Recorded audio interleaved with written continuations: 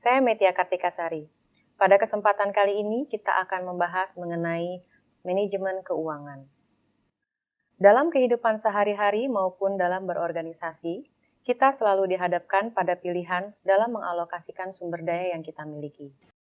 Pada kesempatan kali ini kita akan membahas sumber daya uang. Dengan demikian, setiap pribadi kita adalah manajer keuangan setidaknya untuk diri kita sendiri. Dalam ruang lingkup kehidupan pribadi, kita dihadapkan pada pilihan untuk melakukan alokasi atas penghasilan yang kita terima. Bagaimana kita mengatur keuangan untuk simpanan, konsumsi, dan investasi. Sedangkan dalam organisasi atau perusahaan, sebagai manajer keuangan kita dihadapkan pada permasalahan serupa dengan skala yang lebih kompleks. Seorang manajer keuangan harus dapat menentukan kebijakan terkait pengelolaan keuangan perusahaan agar dapat menghasilkan keuntungan yang maksimal.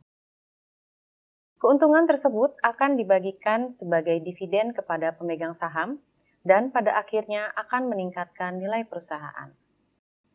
Manajer keuangan melakukan berbagai tugas, dari mulai perencanaan keuangan, pembuatan anggaran, pendanaan proyek, analis keuangan, manajemen kas, dan lain-lain.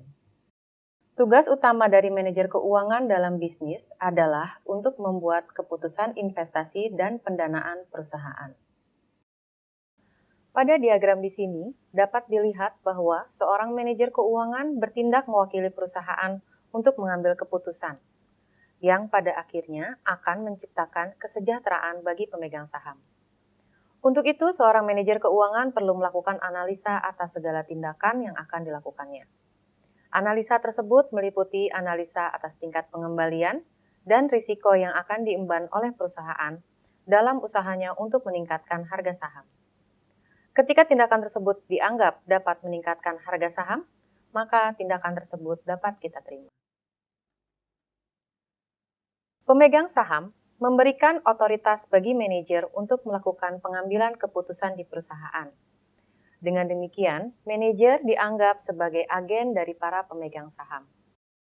Hubungan antara pemegang saham dan para manajer disebut sebagai hubungan antara prinsipal dan agent, di mana pemegang saham berperan sebagai prinsipal dan para manajer berperan sebagai agent.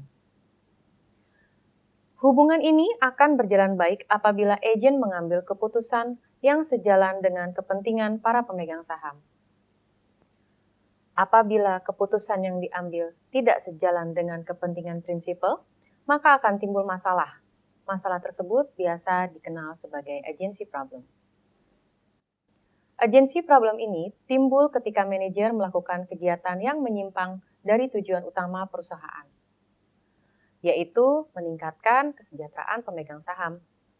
Masalah ini biasanya timbul karena adanya keterkaitan kepentingan pribadi manajer yang tidak selaras dengan tujuan utama perusahaan, yaitu meningkatkan kekayaan pemegang saham.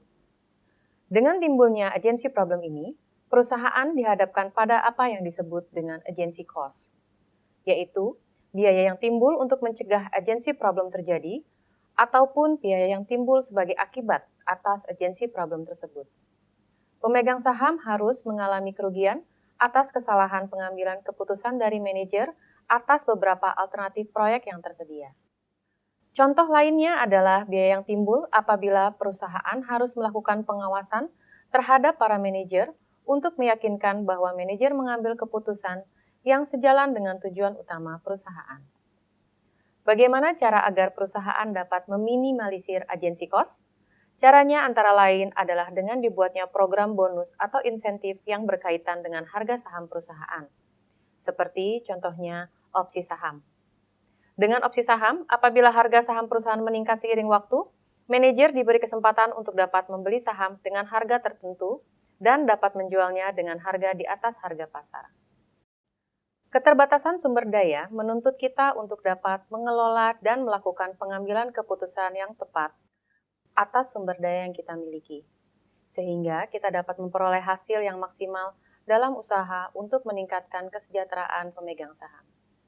Sekian dan terima kasih.